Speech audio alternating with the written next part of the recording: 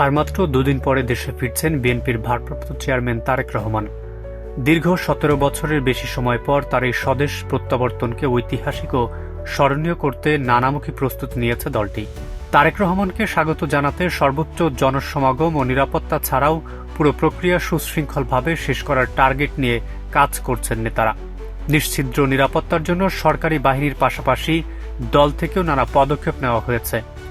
এছাড়া রাজধানীর ৩০০ ফুটে গণসংবর্ধনা দেওয়ার জন্য ইতোমধ্যে মঞ্চ তৈরির কাজ শুরু করেছে দলটি। বিএনপি নেতারা বলছেন, তারেক রহমানকে স্বাগত জানাতে রাজধানীতে ২০ লাখ লোকের সমাগম হবে। প্রার্থীরা নিজেদের শক্তি জানান দিতে সর্বোচ্চ নেতাকর্মীর সমাবেশ ঘটাতে চাইবেন। এতে জনসমাগম আরও বাড়তে পারে। সর্বোচ্চ অগ্রাধিকার দেওয়া হচ্ছে নিরাপত্তা ও শৃঙ্খলার প্রতি।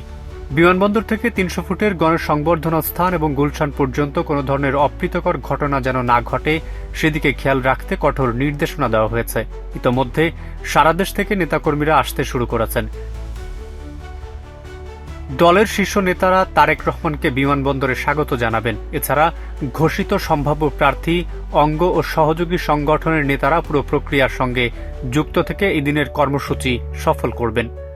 ভারপ্রাপ্ত চেয়ারম্যান বিমানবন্দর থেকে সরাসরি এভারকেয়ার হাসপাতালে বিএনপির চেয়ারপারসন খালেদা জিয়াকে দেখতে যাবেন নাকি ৩০০ ফুটের গণসংবর্ধনা স্থলে আসবেন তা এখনও চূড়ান্ত হয়নি।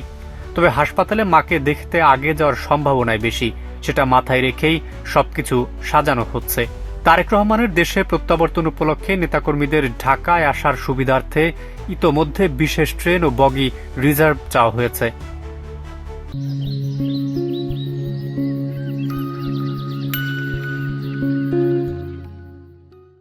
সূত্র জানা, এরই মধ্যে দেশে ফেরার জন্য ট্রাভেল পাস পেয়েছেন তারেক রহমান। বিমান বাংলাদেশ এয়ারলাইন্সের ফ্লাইটটি ২৪ ডিসেম্বর সন্ধ্যায় লন্ডনের হিথ্রো বিমানবন্দর থেকে ঢাকার উদ্দেশ্যে রওনা দেওয়ার কথা রয়েছে।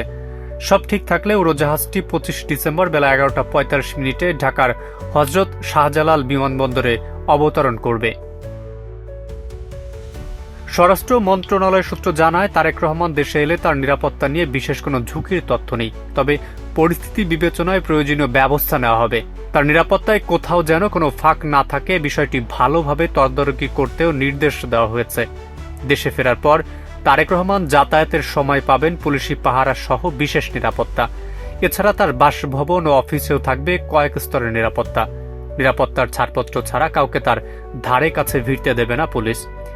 ইউনিফর্মধারী পুলিশের পাশাপাশি সাদা পোশাকেও গোয়েন্দারা তারেক রহমানের নিরাপত্তার দিকটি দেখভাল করবেন। জানা যায়, তারেক রহমান বিমানবন্দর থেকে গুলশানে আসার পথে কয়েক হাজার পুলিশ সদস্য মোতায়েন করার সিদ্ধান্ত নেওয়া হয়েছে। এছাড়া ওই দিন তার নিরাপত্তায় মাঠে থাকবে ঢাকা মহানগর পুলিশের সোয়াট টিম, বম ডিসপোজাল ইউনিটের সদস্যরা।